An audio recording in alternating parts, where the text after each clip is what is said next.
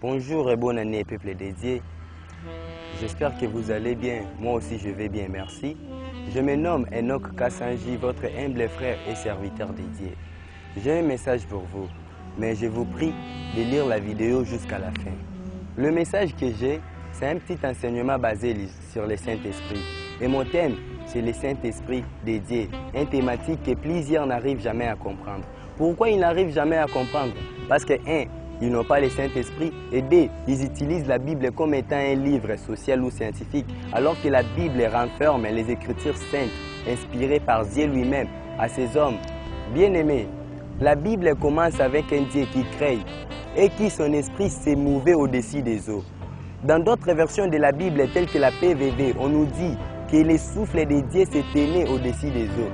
Mais ce qui a retenu notre pensée dans le verset premier du livre de Genèse, chapitre 1er, on nous dit que l'esprit de Dieu s'est mouvé au-dessus des eaux. Ce qui a retenu notre attention, c'est le mot esprit. Essayons maintenant de définir l'esprit dans sa nature. Le mot esprit tire sa nature dans la langue hébraïque, qui vient du mot roua. Roua veut dire le vent qui agite les flots, le vent qui agite les arbres, le vent qui souffle. Et en partant de cette définition, nous pourrons comprendre que l'esprit est le souffle de Dieu. Bon, comme nous venons de le dire, que l'esprit, c'est le souffle de Dieu. Et nous avons deux versets pour appuyer cette définition. Mais nous utilisons que le verset 7 du chapitre 2 du livre de Genèse, où la Bible nous dit « L'Éternel Dieu forma l'homme de la poussière de la terre. Il souffla de ses narines un souffle de vie et l'homme devint un être vivant. » La Bible nous dit que l'Éternel souffla de ses narines un souffle de vie. Il a soufflé à un homme un souffle de vie qui a fait à un homme puisse vivre, qu'un homme devienne un être vivant. Et dans le livre de Job, dans le chapitre 32, le verset 8, la Bible nous dit « Mais en réalité, dans l'homme, c'est l'esprit, le souffle du Tout-Puissant qui donne l'intelligence. » Ici, dans Job, la Bible appuie définir le mot esprit comme le souffle du Tout-Puissant qui donne l'intelligence. Bien-aimés dans le Seigneur, l'esprit, c'est le souffle de Dieu, parce que nous avons vu les versets bibliques qui ont appuyé cela. Mais nous ne pouvons pas que nous limiter par là, parce que nous parlons du Saint-Esprit. Et aux questions de savoir, qu'est-ce que c'est donc le Saint-Esprit? C'est quoi le Saint-Esprit? Et qui est le Saint-Esprit? Le Saint-Esprit, c'est le fruit de la sainteté de Dieu et de la spiritualité de Dieu. Mais demandez-moi pourquoi. Parce que Dieu est esprit. Dieu n'est pas qu'esprit, il est aussi saint. La Bible nous dit que Dieu est esprit, il faut que celui qui l'adore en esprit. La Bible nous le dit encore, soyez saints, comme moi, votre Père, je suis saint. La sainteté de Dieu et la spiritualité de Dieu, c'est ça qui a formé le Saint-Esprit. Le Saint-Esprit a un but, a une mission précise dans nos vies.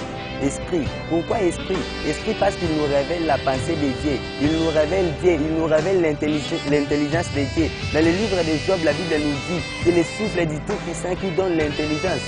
La Bible nous dit encore que l'Esprit sonde tout, même les profondeurs de Dieu, la sainteté. Pourquoi la sainteté?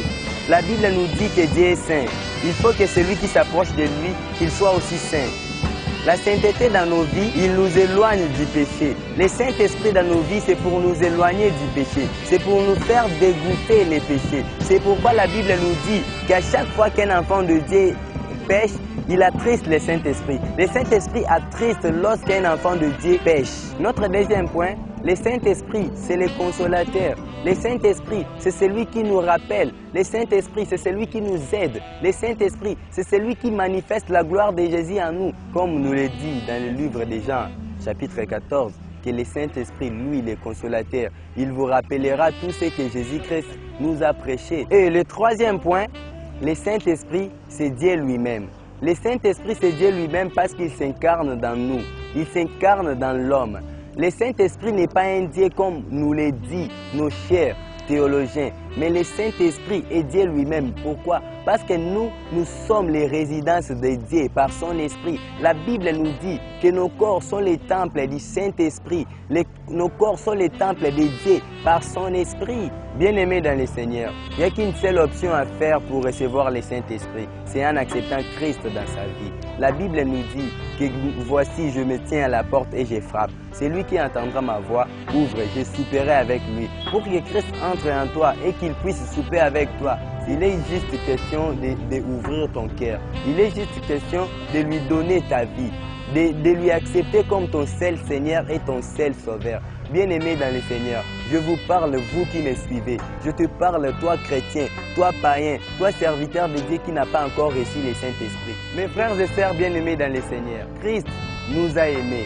La Bible nous dit que Dieu a tant aimé le monde qu'il a donné son Fils unique, afin quiconque croit en lui ne périsse point, mais qu'il y ait la vie éternelle. Bien-aimé dans le Seigneur, Dieu t'a choisi, c'est pourquoi il a accepté de donner sa vie. Il a accepté de donner la vie de son Fils unique, son seul Fils unique, pour ôter tes péchés, pour te faire asseoir à tes côtés.